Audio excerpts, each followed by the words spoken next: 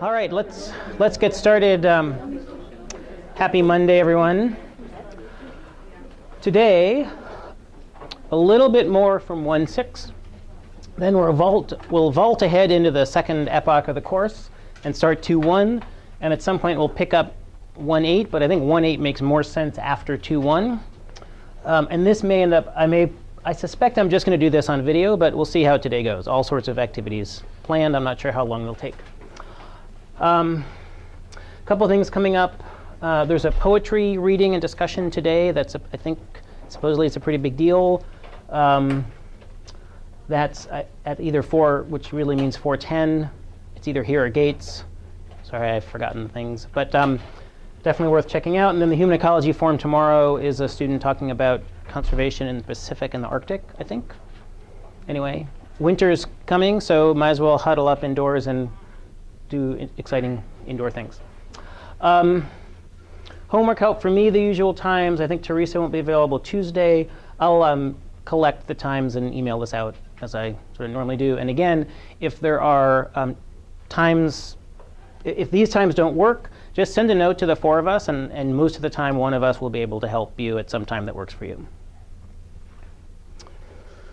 All right, so I think that's that. Let me say a little bit about rational functions, and then a quick exercise for you to do, and then we'll launch into multiple exercises for chapter 2. So the video I recorded over the weekend is about polynomials. And there's one more thing from 1.6 that's worth spending just a little bit of time on, and that's this idea of rational functions. And rational functions are functions that are ratios of polynomials. So here might be an example. There's a polynomial up top and a polynomial down below. Hence, so it's a ratio. We call it a rational function. And these are also pretty flexible, pretty commonly used types of functions. And one thing to do is we're often interested in the shape of these things. You can always plot them on your calculator, or better still, Wolfram alpha. But then ask yourself, well, why is the large x behavior what it is? So when x gets really large, really positive, or really negative, what's going on? And often these functions have bumps, and sometimes they have hiccups. And you might, when you plot it, you need to spend a moment to think about why there's a bump or why there's a hiccup. So let's practice explaining bumps and hiccups. So what I'm going to do is hand out a sheet. This should be pretty quick. A few things to ponder, and just do the problems for figure 3 and 4. OK, one person nodded at me. Good. I'll take that as a yes for the entire class. So let's talk these through. So here's the first one, 2 over x squared plus 4. So when I'm looking at rational functions, usually I try to figure out what's going on for really large and really small, very negative x first. So when x is very large, x squared is even larger. And x squared for large x becomes much, much, much bigger than 4. So I can basically just ignore the 4. And then this is 2 over x squared. And as x gets larger and larger, we have larger and larger on the bottom. Larger on the bottom means the whole thing is smaller. Yep, people are doing that. Yep, so that explains that. And it's the same story for negative x, because this is the same story for negative x, because negative squared becomes positive. So that explains the long-term behavior. And then I've got this bump in the middle. So let's think about that. So the smallest the downstairs can be is going to make the whole function the largest. So like when x is 0, I've got 2 over 4, which is a half. And then as x gets larger, positive or negative, we get a larger number downstairs, so that's going to make this half shrink down. So that's the story for that one.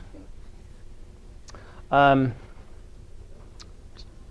we go to the next one? All right. So this one is a little more interesting.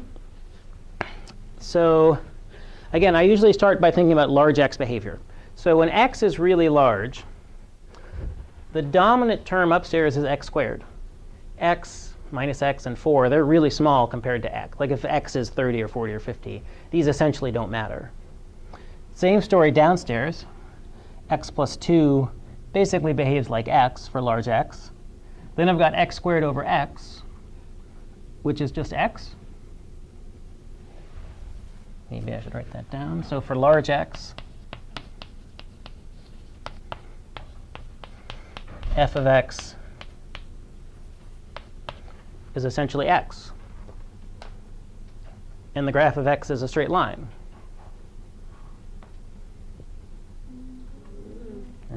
Yep. All right. So for large x, this is basically just a line. There's some other stuff messing things up just a little bit. But for large x, this gets more and more like a straight line. But then we have here what I like the sort of referring to as a hiccup earlier. And what's the source of this hiccup?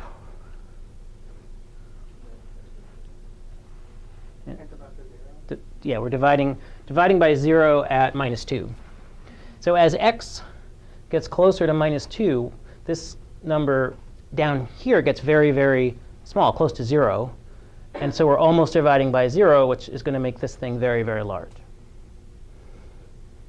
So basically, this is a line with this division by 0 hiccup in the middle of it. I mean, that doesn't, and then the curve is just kind of going in between those two behaviors, the hiccup behavior and the large x behavior. So for rational functions like this, calculators exist, Wolfram Alpha exists. You can always plot it on a machine. But when you get a weird shape like this with bumps and hiccups, it's worth just taking a moment and convincing yourself that those bumps and hiccups are real, seeing where they come from. All right. So this, I think, is the end of chapter 1.6, unless there are any objections or thing. And with that is the end of the first epoch of the course. So the first epoch of the course is a library of functions, or like a field guide to functions. So we're reviewing basic functions. We're learning their basic shapes, how to combine them, stretch them, compress them in different ways. OK, so we're leaving that review behind us. And again, that's the bumpiest part of the course. And I think the homework that you just completed, homework 2, is in many ways going to be the bumpiest homework. There'll be a few longer ones later on.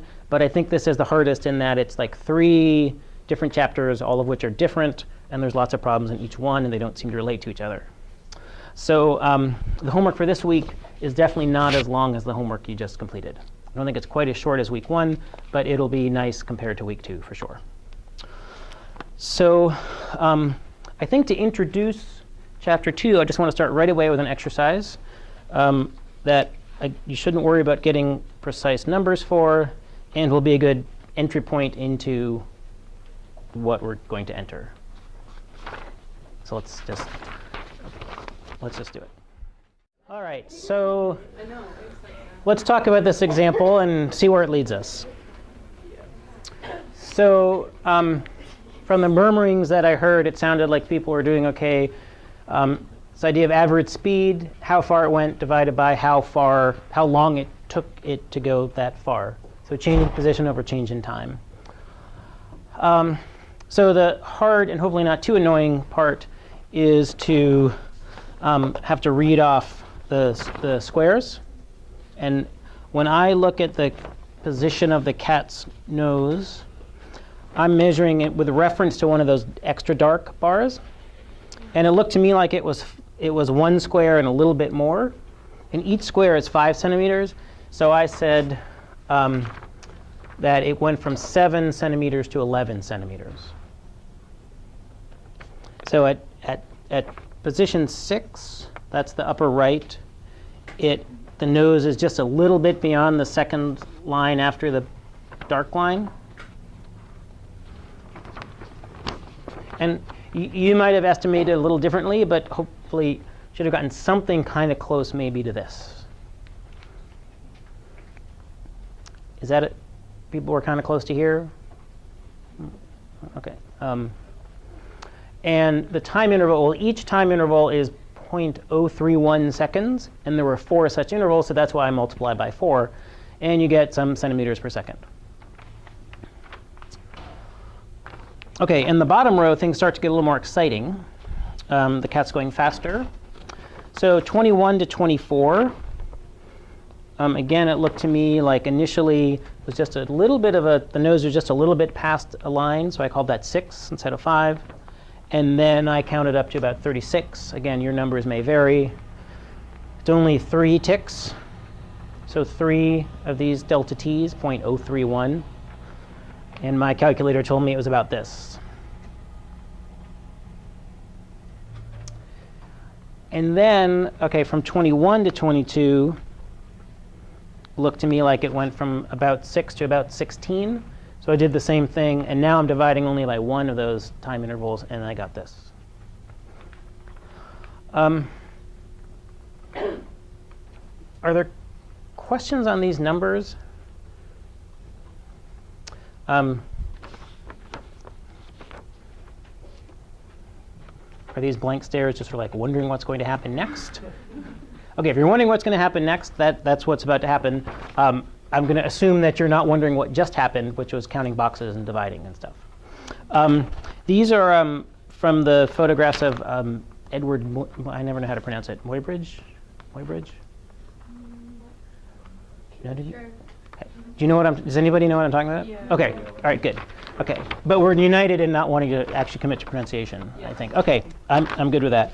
So this was an amazing, this was like 1870, 1865. So a pretty amazing technical feat. And another amazing technical feat is getting a cat to do what you want it to do. Yeah. I don't know how many times they must have tried to get the cat to do this. I don't really know.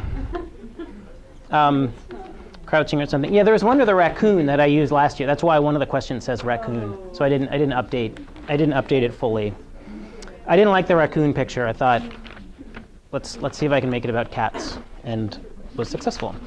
All right, so we're calculating average speed. And one of the things to notice is that the cat is not going at the same speed all the time. It starts slow, and then it's going faster. So we want to know the average speed. But what if I wanted to know what is the speed at time 21, or frame 21? So not the speed from here to here, but I want to know the speed right at 21. What would I do for that? Yeah. You take the speed from 20 to 21, and then 21 to 22, and then average those. Yeah, so I can average, I could do 21 to 22, 20 to 21, average those, and that would be a good estimate. But still, I might object because the speed at 21 should be a property, like the cat has a speed all the time. It's always moving along. It's not sitting still. The cat always has a speed. And at any given instant, it should have a speed. But in order to calculate the speed at 21, you were telling me that I needed to know what was going on at 20 and at 22. So that seems like maybe that's not, I mean, that's a good way to estimate it, but I really want to know just at that instant in time at t equals 21, what would I do? Go for it, yeah. I can. I mean, that's sort of what we're doing here. And so these are always changes in. And so this, like, I'm always comparing two different times. That's what you did here. And Emily's proposal was a smarter way of doing that. But it's still, I want to know what's going on right at t equals 21, and I need to know information at some other t's. So that seems like then it's not really about t equals 21. Yeah? Maybe they want to give you an answer, but just find an equation at input 21? You could. That's sort of where we're headed in a week or two. We'd like to have an equation for this. But we have to think, before we decide if we can have an equation for speed, we have to decide if speed almost even exists. Because speed is a type of speed is motion. And motion requires two moments in order to think about something moving. But I want to know what the speed is at a particular moment, because it does seem like the cat should have a speed at every instant. Like the speedometer on your car has a speed all the time. So what could we do to come up with a better answer. And we wouldn't be limited necessarily to this data.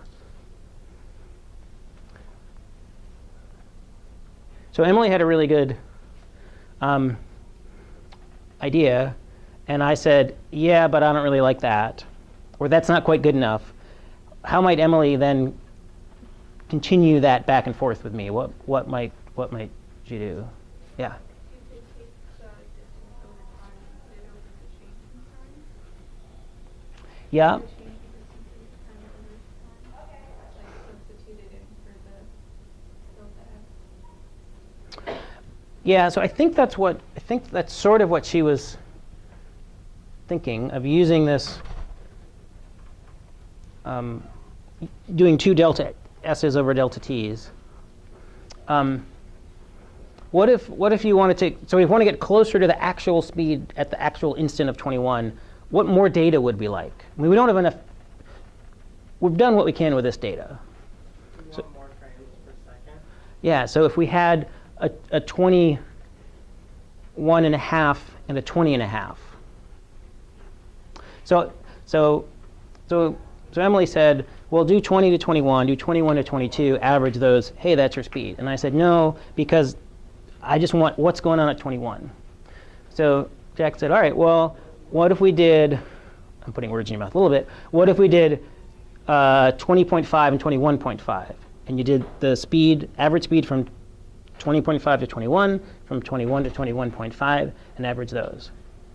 And then I might say, yeah, but I want to know what's going on right at 21. I don't really want to know about 20.5. And then Emily might say, You're always going to use the moment, so that it's impossible to measure something in a single moment. right, OK, so that's this big dilemma. Speed always requires 2 moments. I mean, that's sort of the point of this stop frame thing, and it makes it sort of very clear. So what does it even mean? So that's good. When somebody is being a pain about a question, you can always say, is it even possible to answer it? That's not a well-posed question. And so we have to think about that. What does it even mean to talk about speed at an instant? So the way out of this bind, and it will seem very inelegant at first, is we keep playing this game back and forth. And I say 20.5 to 21, that's nice, but I still really want to know what's going on at 21, and things might really be different at 20.5. And then you might say, all right, well, I'm going to do like 20.9 and 21. And I would say, all right, that's good, but how do I know that's good enough? I want to know what's at 20. And then you would say, well, what about 20.99? And I would complain again, and 20.999. And we kind of sneak up on it. And what you want to do is you just want to have the same 2 times down here, but then that gives you division by 0, and you get those hiccups and all kinds of weird things. So you want to divide by 0, because you want to know just at one particular instant. But you can't do that, so you just sneak up on it in this annoying back and forth sort of way. OK. And that is the big idea of this course. You may be disappointed to hear. But it's going to get a lot slicker and more interesting. So let me write down some stuff that accompanies all that blah, blah, blah that I just did. So first, just a reminder.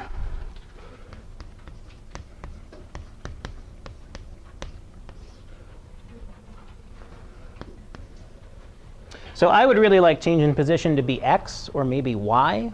I'll even settle for z. But the book does s, and so I thought it'll go along with the book. But you can always use x, or the letter doesn't matter. And this sort of makes it clear we're subtracting 2 things down here. I want those to be the same, but you can't. So we're going to let them be as same as possible without sort of sneak up on it. So this is s of b and s of a, where s of t is position at time t. And so then this would be the average speed. Probably should have called it velocity, but so this is average speed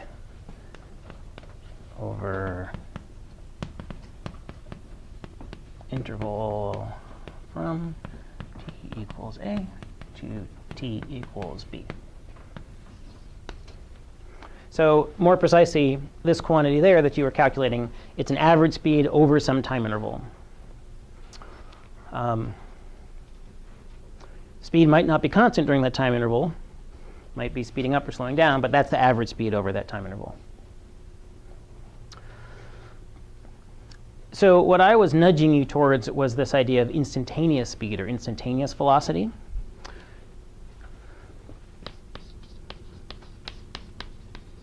T-A-N-E.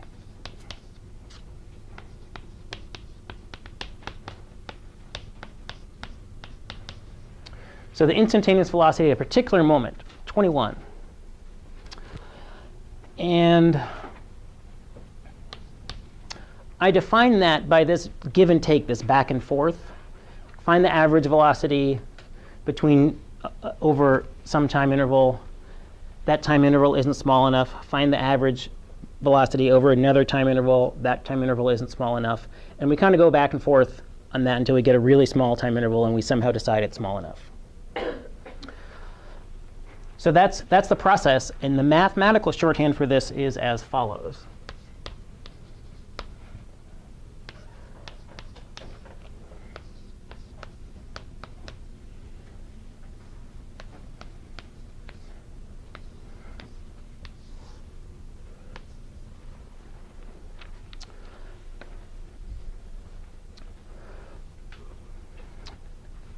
All right, so let's talk through some of this. So first, this is lim, L-I-M. You'd read this, the limit as h approaches 0, and then of this thing. And this is just delta s over delta t. So now h is the difference between times.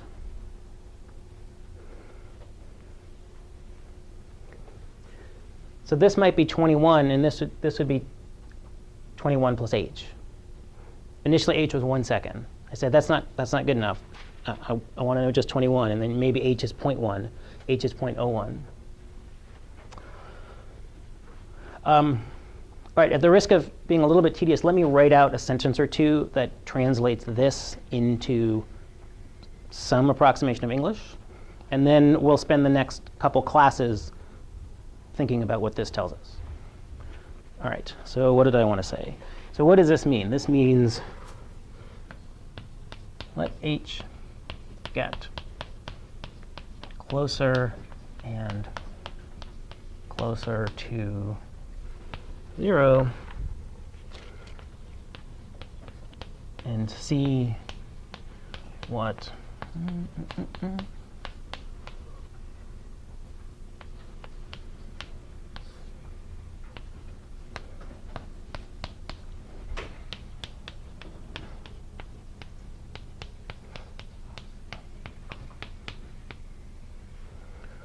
Okay, so here's one sentence that is what this formula is. So it says, let h get closer and closer to 0 and see what this thing, average velocity from a to h, gets closer and closer to. So in fact, I could have even written this in English as well. Maybe I'll do that. Just what this is. What in the world is that? This is average velocity from t equals a to.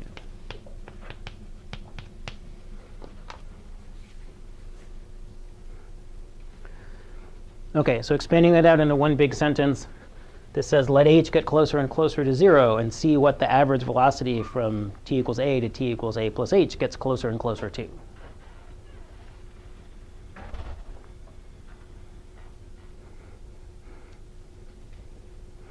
So we can't just plug in h0 because then we're dividing by 0. So we just sneak up on it and we see what these average velocities come to. And as we sneak up on it, the thing that it's getting closer to, that is the instantaneous velocity. All right.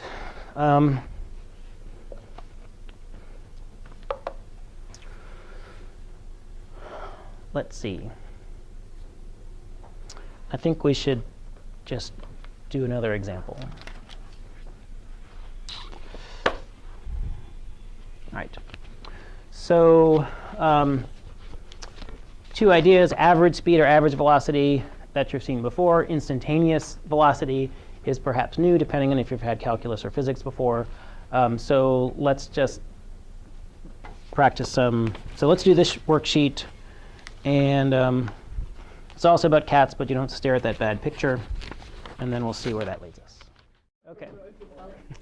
So let's talk through this one. And the idea of this is to connect these numbers and pictures, the cat pictures from before, with a graphical view of this process. So here are the three average velocities that I calculated. And you'll likely get slightly different numbers depending on how you estimate the values off the graph. This got a little scrunched up. 0.13 meters per second, 0.16, 0.15. So let's think of just what we did to get this number. So look in a different color. So I'm looking at the position at 15. And then this is the position at 5. So I'm reading off the y-axis. And what I claim is that this distance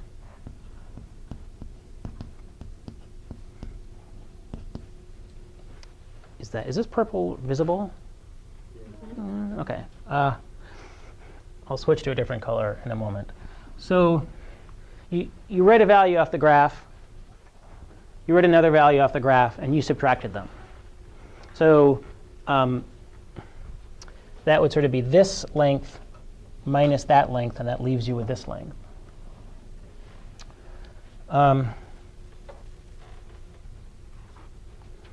Let's see, this 10, maybe I should have written it even like this. That's 15 minus 5, the time interval. So this distance here is 15 minus 5.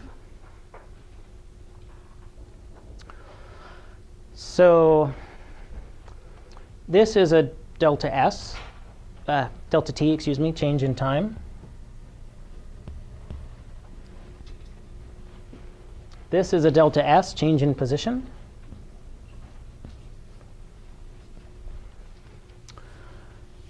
And geometrically, what does this ratio tell you? What would that sort of be on the graph?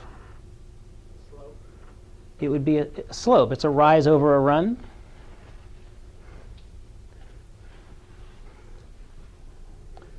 Pressure's on. OK. Good enough. Pretend that's a straight line. Slope of this line is that. So what you were doing here with these numbers is actually just calculating a slope.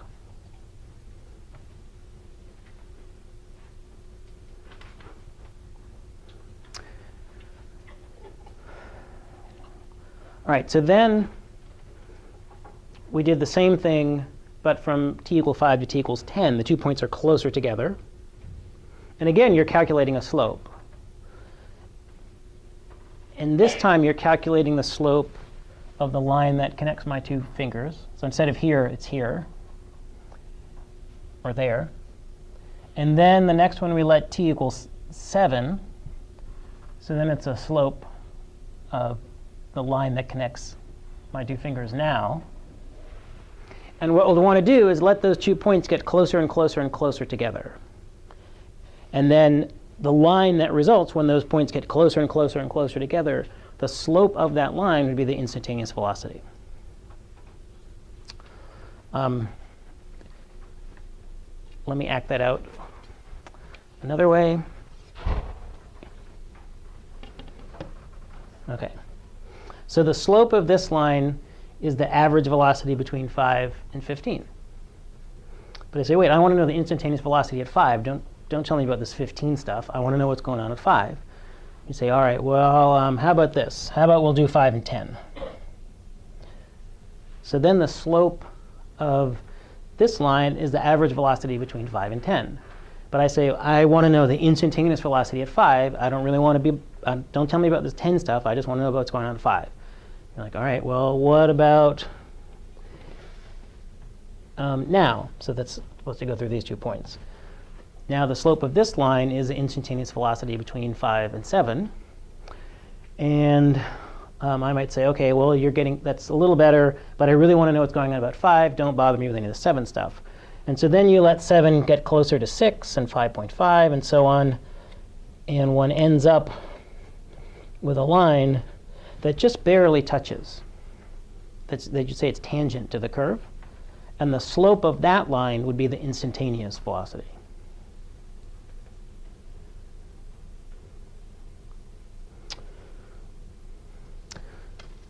All right. Let me illustrate another way of thinking about the process that we're going through, of letting those 2 points get closer and closer together. So I want to know the instantaneous velocity here, or I want to know the slope here. And I'd say, OK, what's the slope here? And you'd say, I can't figure out the slope. Slopes are functions of lines, not curves. This is a curve. Don't tell me to find the slope of a curve. But then, aha, wait a minute. If you look at a curve really close, it looks like a line. So you can try this on your own note paper if you want. But if you zoom into that curve, then if you're up this close, say, oh yeah, it's a line now. I can find the slope, no problem.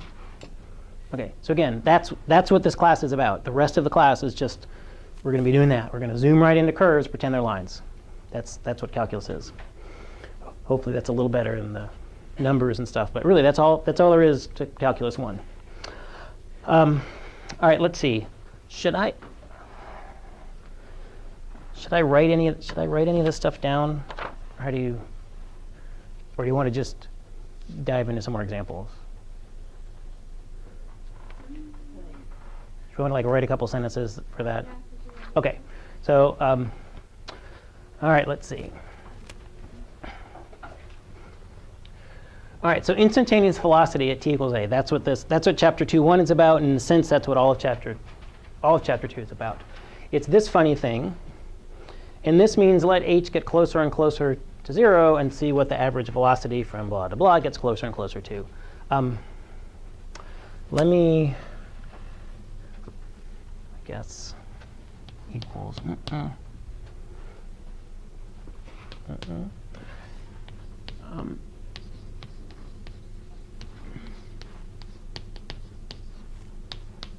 Slope. That would be slope. Slope of line tangent to s of t at a.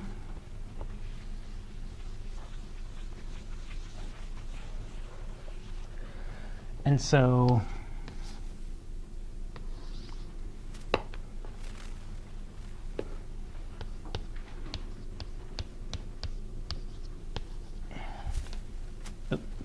like purple, do green.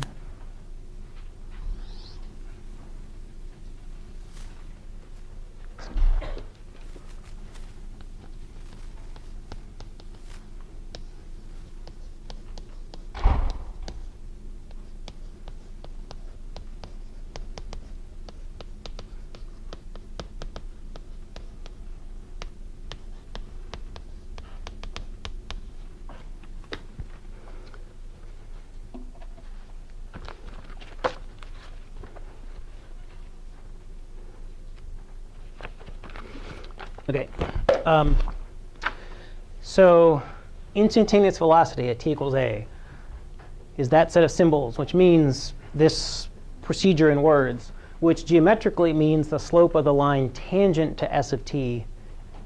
That's at a, at t equals a. So here's my s of t curve. Here's the point A. I draw a line tangent to it. That's one that just barely touches. And the slope of that line, this sort of green chartreuse thing, is the instantaneous velocity.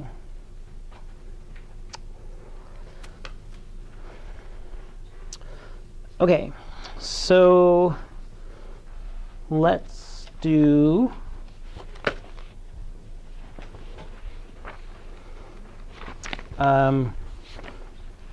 another example, and then we'll see where things stand. All right, let's go over these. The first problem was just reading numbers from a table. As I was doing them on the board, I was wondering why I was asking you to do them. But maybe it was reassuring. I mean, again, we're just changing position over change in time. I guess the reason I asked you to do them was because you're basically doing the same thing over here, except now nobody handed you a table of numbers. They just handed you a function. And this should say, I think this says 3x. On your handout, it should say 3t. Which is probably, I think, from what I could hear, that's how you were interpreting it anyway.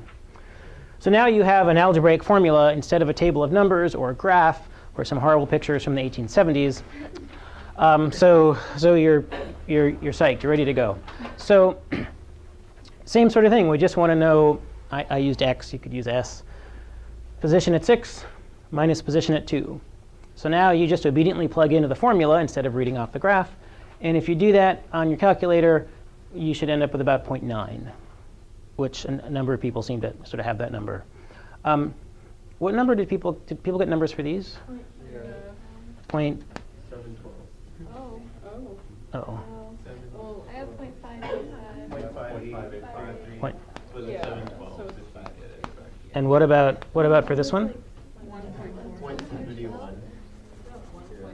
I got 1.46. Okay. No, I got 0.7.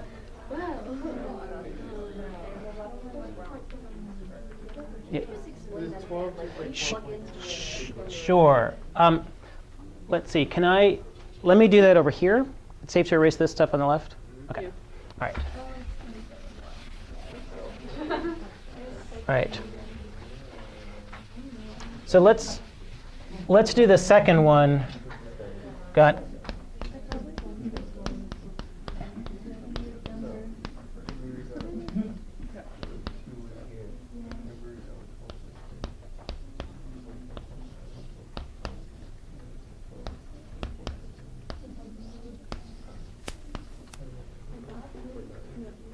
And then calculator stuff, and probably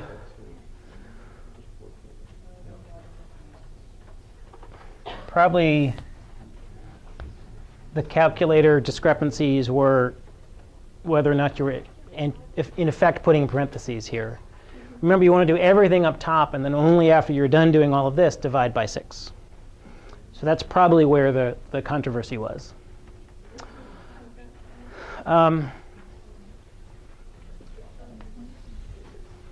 And are these numbers confirmed or not? I think the third one was 0.71. Yeah, it's definitely 0.71. OK. Bottom one. Bottom one is 0.71. And That's fine. OK, great.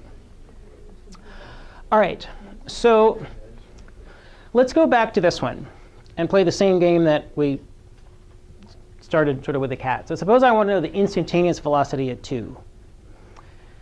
And you told me this. Well, great, that's the average velocity over a 4-second interval. I want to know what's going on right at 2. So what would you do to partially satisfy my request? Try 1.9 or 2. We could do 2.1. Let's do from 2 to 2.1. How about that? So, so av v from 2 to 2.1.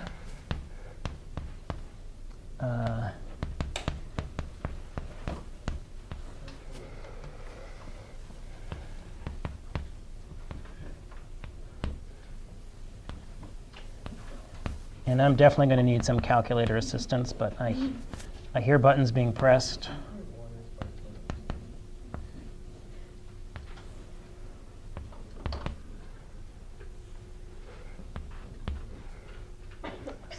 6.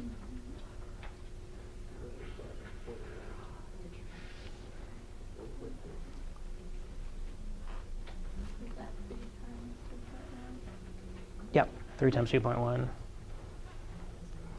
Was there 1.21? That seems plausible to me. All right, so I want to know the instantaneous velocity at t equals 2. But you've just told me the average velocity from t equals 2 to t equals 2.1. And what if I'm not really comfortable with that? And I want to really know the instantaneous velocity at 2. How could you meet that, or partially meet that objection?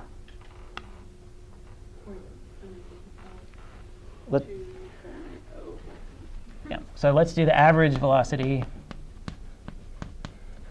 from 2 to 2.01. And that's x of 2.01 minus x of 2 over 2.01 minus 2.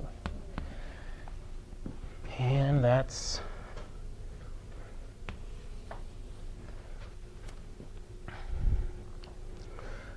3 times 2.01 .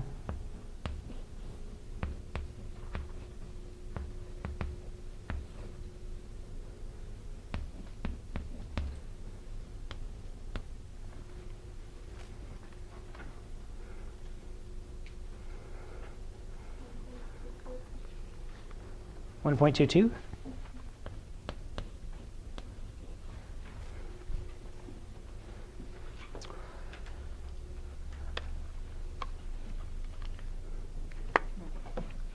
All right, let's do, all right, so 1.21, 1.22, and this is certainly a better estimate of the instantaneous velocity at 2, but I'm still a little uncomfortable because this is relating 2 and 2.01, and when I really want to know what's going on just at 2. And what this is the speed of a worm, and maybe in worm years, 0.01 is like actually a long time. I don't know. So if we wanted to just once more do a little better, we might try 2.001. So let's do that. Have b from t equals 2 to 2.01 equal 2 point, oops.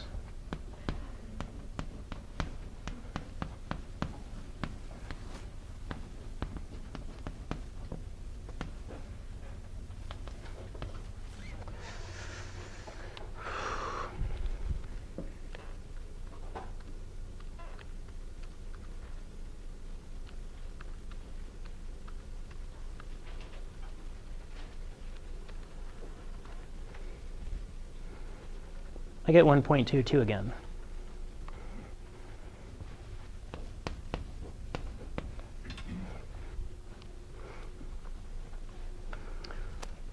All right. So in that H language, here H was 0.1. And then I said, that's not good enough. You said, fine. H is 0.01. And I said, I don't know about that. Let's try another H.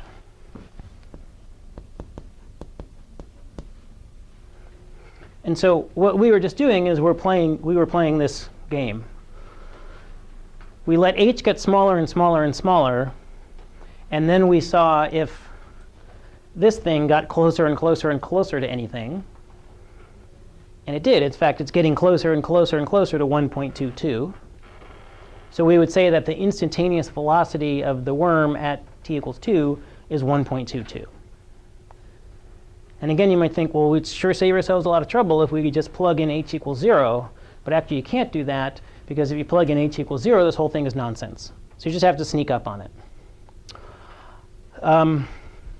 So that's actually carrying out the process with a formula that's described here. And the last thing that I should mention is that this idea, instantaneous velocity at t equals a, is known as the derivative. You may have seen that coming. You knew they were going to happen eventually. And the symbol for a derivative is just you take the function and you put this little prime there. You'll read this s prime of a. And what's amazing about this notation is that this notation is short for an entire procedure. An entire, at this point, not arduous, but slightly sort of tedious back and forth. Is h small enough? Make h smaller. Make h smaller still. Is it getting closer to something? Yes, it is. Good. I found the instantaneous velocity. All of that blah, blah, blah, all of those calculator buttons you were pushing is symbolized by this one little apostrophe-looking thing. And this business of what happens as something gets closer and closer to something else, does something else get closer and closer to something else? That's this limit idea. And so what I'll do is in a video, I'll talk about limits without talking about worms and cats and raccoons. And then in class, and you'll need that for the homework. That'll be jumping back to 1.8. And then in class next time, we'll start with 2.1 and then make it through 2.2. So we'll spend a lot of time on unpacking exactly what these are, what they tell you, how to think about them. All right, we're in calculus now.